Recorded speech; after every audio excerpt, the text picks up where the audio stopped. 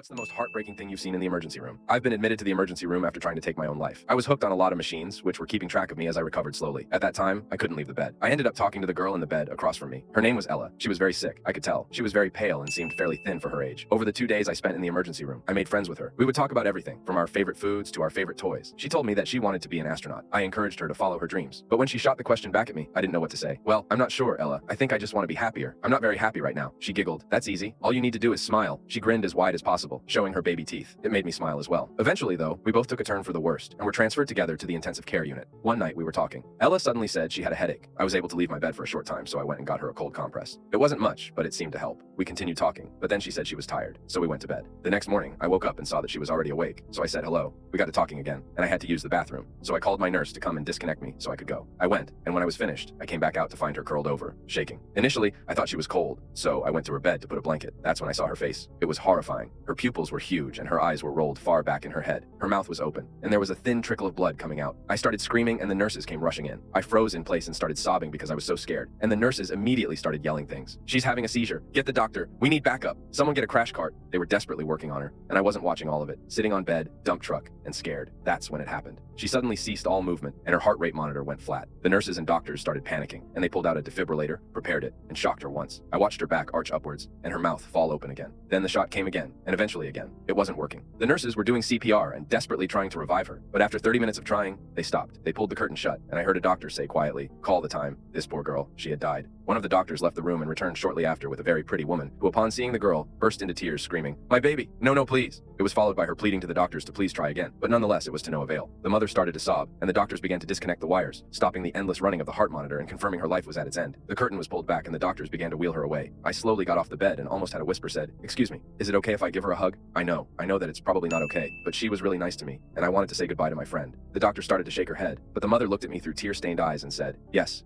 of course you can, and thank you for it, because being her friend, I'm sure she appreciated it so very cautiously.